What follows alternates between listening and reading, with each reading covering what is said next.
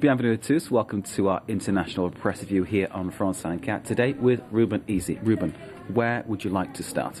Well, we'll start with the biggest story in the French papers by far, which is, as we had it in the headlines there, the judgment yesterday of Total and others being found guilty of maritime pollution, you can call it, over the Erika oil spill. Libération, the French paper, describing it as an historic day and saying never again must this be allowed to happen. Historic primarily because it established this sort of crime of pollution in itself, préjudice écologique, damaging the environment.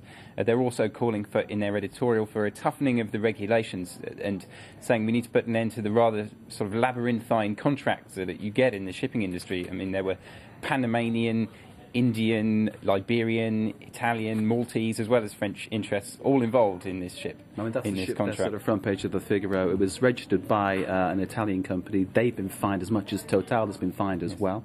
Captain of the ship has been, well, I think his reputation's been cleared. But, obviously, as you say, the whole registering of ships and how things are registered, how it's all governed. Needs to be made a lot clearer. Well, queried, doesn't similar message coming out of West France. This is France's biggest selling paper. In fact, it's from Brittany.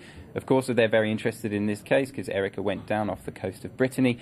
They're also saying, it sends out the right kind of signals. This is a civilised decision by the court. Also wondering about the difficulty of establishing this préjudice écologique. Of course, what price do you put on the environment, on dead birds and damage to the environment? Now, I think Total spent something like 200,000 euros trying to clean up the coastline, and they felt they'd sort of spent enough and been punished enough. But obviously, it's interesting that they've gone further and fined them again. It will, that won't bring the birds back to life. Of course it won't. I suppose that's part of the discussion.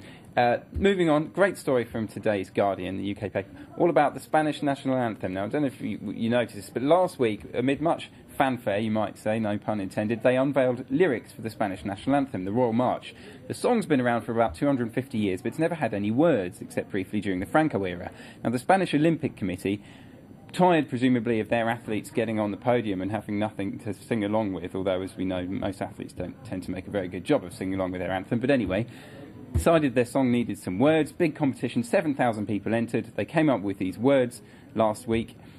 In the words of the Guardian writer, they're stunningly banal words, things about wide rivers and seas and a hymn of brotherhood and so on, but they still managed to offend just about everyone in Spain. Catalans and Basques saying, why should it only be in Castilian Spanish, and so on. Believe it or not, the words which caused most offence were Viva España. This was felt to be a bit too much like Franco. So, back to the drawing board for that one. And a nice little companion piece by a chap called Timothy Garton Ash in The Guardian, saying perhaps what we need is a world anthem. He's looking at the issue of national anthems in general, which he says, in general, they're all rather embarrassing. A couple of exceptions. He likes the Stars and Stripes. He likes the South African one. Greatest of all, he says, is La Marseillaise. He says it's got a good sense of us and them, a stirring tune, the lyrics aren't too banal. He says if we could get something like this for the whole world, perhaps we'd have fewer conflicts. But he says, what are we going to sing against? Who's our enemy? He says meteors and climate change aren't really very good subjects for a song, so he says what we need is a Martian invasion or something of that nature to get us all together.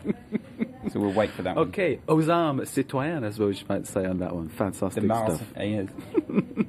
Great stuff. Well, if you've got any thoughts on that, obviously go to our website, www.france24, and give us your point of view. Ruben Easy there with our international press review. You're watching France 24. Stay with us.